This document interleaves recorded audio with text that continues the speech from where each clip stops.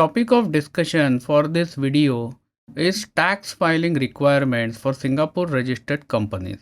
Or in other words, at what time tax return is to be filed and when the payment of corporate income tax is to be done. So let's have a look in this video. So before we understand the timeline, it is important for you to understand what is the basis period and the assessment year.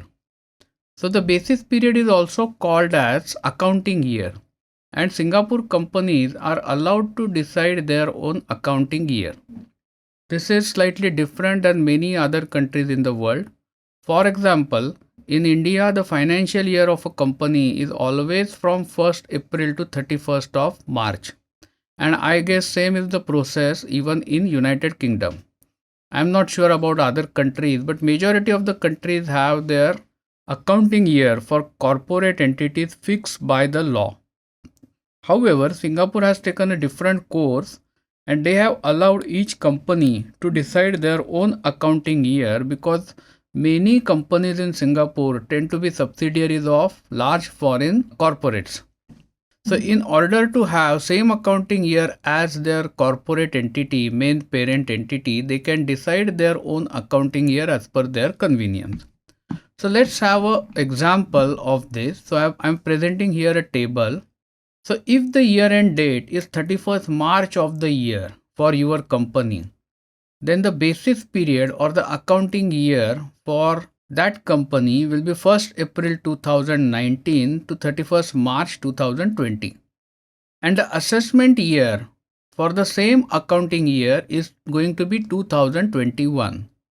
So basis period or accounting year is the period the accounts of which we are referring and the profit of that year we are going to pay taxes for.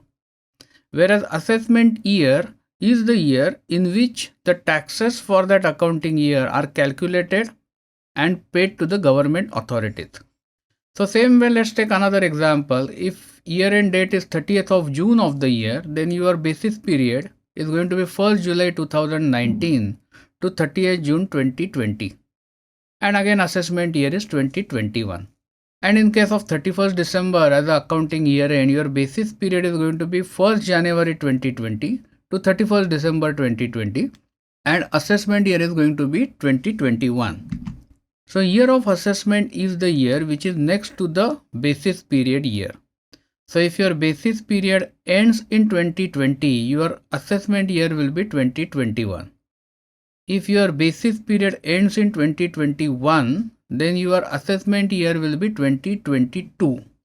So this is the logic. So you understand here now accounting year and assessment year concept. So moving on to the next slide.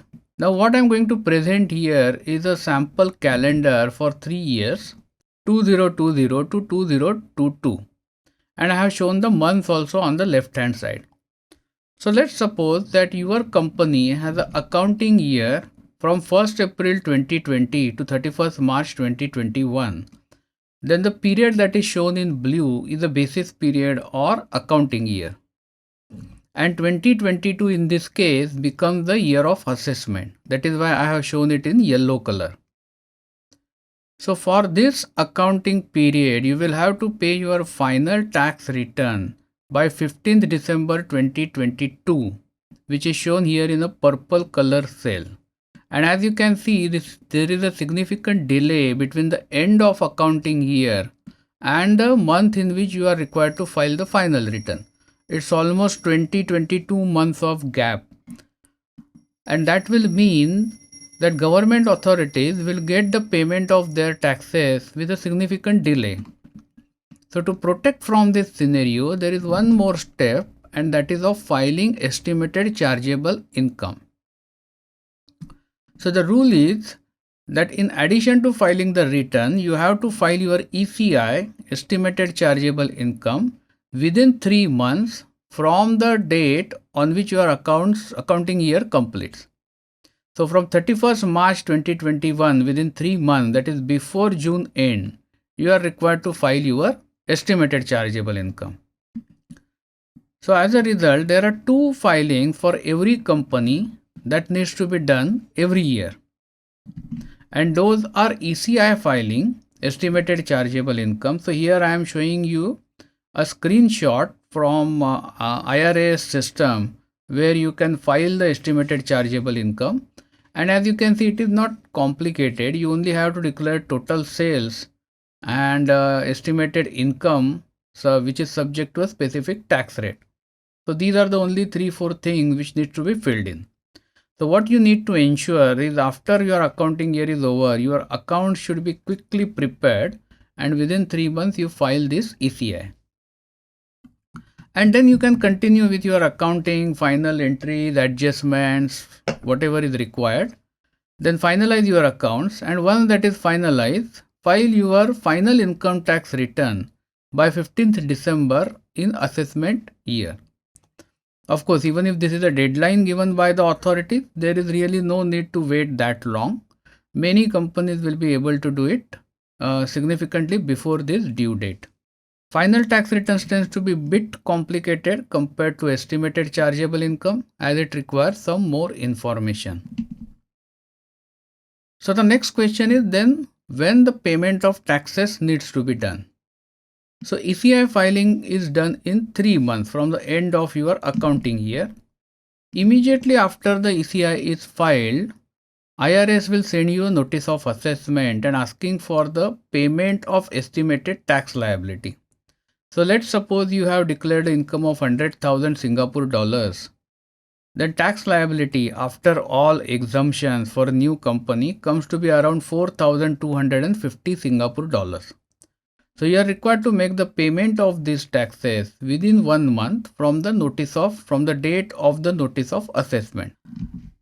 And then when you declare the final tax return, if the income declared there is same as what you have declared in ECI and there is no additional tax payment required, then you don't need to pay anything. However, if the income that you declare in the final return is more or less, then tax on the difference needs to be paid, or if more tax is paid, IRS will give you the refund. So that was the overall timeline and how the Singapore taxes needs to be paid and what filings are required. So as you understand now, there are 2 filings. One is ECI and final tax return. It needs to be filed for every Singapore entity. Thank you for watching this video. This video was brought to you by Epica Consulting Singapore. Subscribe to our channel today to get notified when new videos are posted.